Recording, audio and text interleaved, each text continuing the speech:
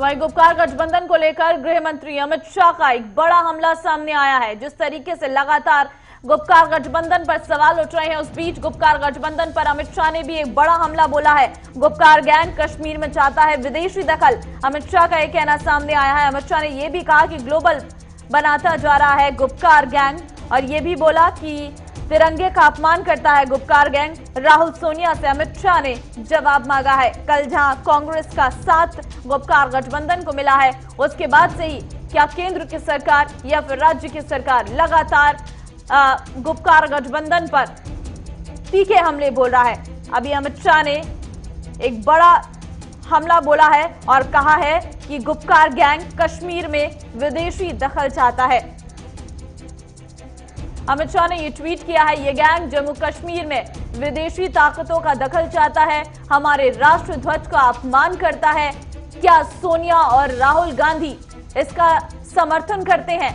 तो ये ट्वीट के जरिए गृह मंत्री अमित शाह ने कहा है गुपकार गैंग ग्लोबल हो रहा है, वे चाहते हैं कि विदेशी ताकतें जम्मू कश्मीर में दखल करें।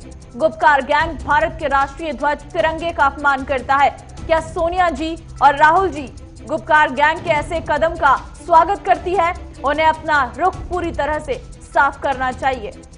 तो तिरंगे वाले बयान के बाद लगातार महबूबा मुफ्ती पर सवाल उठ रहे हैं।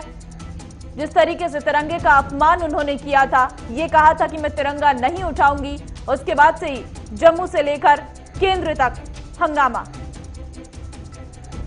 तो इस पर क्या कुछ पार्टियां कह रही हैं, सुनिए। अमित शाह जी ने ठीक बोला, जम्मू कश्मीर के लोगों के हक में बात की।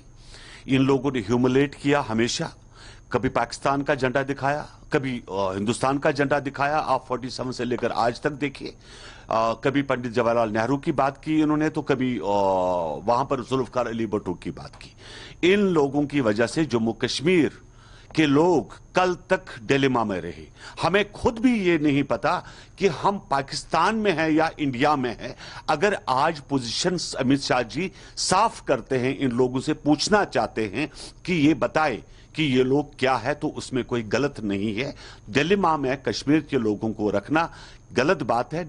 यहां के लोगों ने हिंदुस्तान को अपना देश माना है और हिंदुस्तान के साथ रहना पसंद करते हैं, और उसमें कोई दो राय वाली बात नहीं। रही बात कांग्रेस की, कांग्रेस भी आज इनको सपोर्ट कर रही है यहां पे, क्योंकि यहां की अगर आप पॉलिटिक्स देखते हैं तो इन्होंने 47 से लेकर आज तक पाकिस्तानी तो भेजा है यहां के मार्केट में, पॉलिटिकल मार्केट में।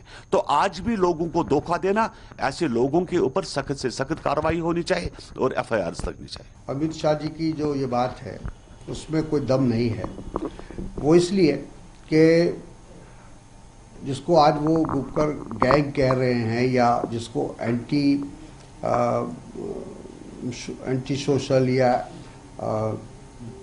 राष्ट्र एंटी नेशनल कह रहे हैं, ये वही लोग हैं जिनके साथ भारतीय जनता पार्टी ने समय समय पर सरकारें बनाई हैं, उनको सरकार में शामिल किया है, उनका समर्थन लिया है।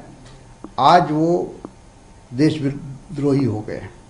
तो अमित शाह जी को और भारतीय जनता पार्टी को सबसे पहले तो देश से माफ़ी मांगनी चाहिए, राष्ट्र से माफ़ी मांगनी चाहिए कि उन्होंने ऐसे लोगों के साथ क्यों समझौता किया था, या उनके साथ क्यों संबंध जोड़ा था, या क्यों उनको अपने सरकार में शामिल किया था। उसके बाद ही अगर उन किसी पर आरोप लगाते हैं तो तभी लोग उन पर विश्वास करेंगे। तो जम्मू प्रदेश अध्यक्ष क्या कुछ इस पर कह रहे हैं, वो भी सुनिए। परिवार, मुफ्ती परिवार पहले से ही देश विरोधी ताकतों के इशारों पर नाच रहा है, और गुपकार गैंग में इन्होंने जम्मू कश्मीर के अलग अलग राजनीतिक दलों का जो गठबंधन बनाया है, ये पाकिस्तान और चीन के इशारे पर यह गुपकार गठबंधन बना है। और पाकिस्तान और चीन के इशारे पर कांग्रेस पार्टी ने भी अब गुपकार गठबंधन में शामिल होकर देशद्रोह किया है, भारत माता की पीठ पर छुरा घोंपा है। कांग्रेस पार्टी के नेताओं की मिली भगत पाकिस्तान और चीन के साथ है।